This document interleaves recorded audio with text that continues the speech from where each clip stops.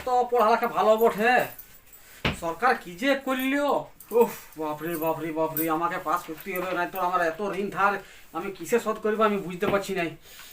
I am Mishti, I live in Barabhum in Purulia, I have many friends দা।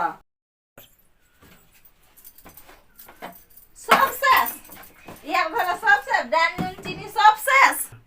ইয়ার খালি পড়ালেখা আর পড়ালেখা, master চাকরি করে। আর গেল না আজকে ঘুষ দিয়ে পাস করেছিল না, কি করেছিল সব গুচাইল না। এবার কথা পাবো বাপ, এত এত ঋণ ধার সরকারকে কি দিবে রে বাবা। চাকরিটা রইবে কি নাই দেখাই একে দিচ্ছি আমি, দাঁড়া। 1 + 1 2 + x 3 3 1 কি হলো এটা? কি হইল কি তুই ভাবছিস কি? হ্যাঁ, কি হলো? ঘরে যে নুন চিনি ডাল কিছুই নাই কে, আচ্ছা তুই এই বইটা নিয়ে বসলে তুই রাজা হয়ে গেলিস নাকি? আচ্ছা, আগে পড়ালেখা করতে হয়, তাহলে এই দিনটা দেখতে হইতো নাই আমাকে, এই দিনটা দেখতে হইতো নাই। খাইলে খাল তাহলে যা ভিক মাইকে আর বিজা কথা নাই খে ঘরটায়। কি হলো বল?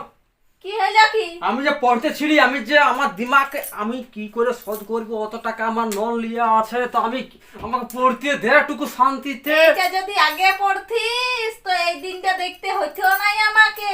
আমার কি তুই একা কি হাত মারাছি না? হাত বাড়াবো নাই মানে? এত এত কোন টাকা দিয়েছি? এই আমার এটা শ্বশুর তো বলেছে, কোন টাকা আমার দিয়েছি? শ্বশুর বলেছে জামাই কি চিন্তা করো না, পাস করলে ভালোই, নাই তোর ফেল করতে গেলে আমি আছে, দিব, আছে, আমি দিব। রাখা রাখা তো আছে। তো এতগুলা যে টাকা তুমি তো একাই। তো একাই থাকলি তোর জন্য নাকি আরো আমার দুটো ভাই আছে। 3 ভাগ হবে টাকাটা, আমি ক্যাশ করবো না করতে গেলে।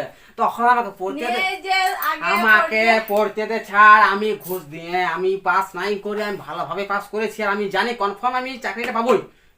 এখন করব কি এখন? এখন কি করবো? এই দেখ, এই দেখো আমি চললি।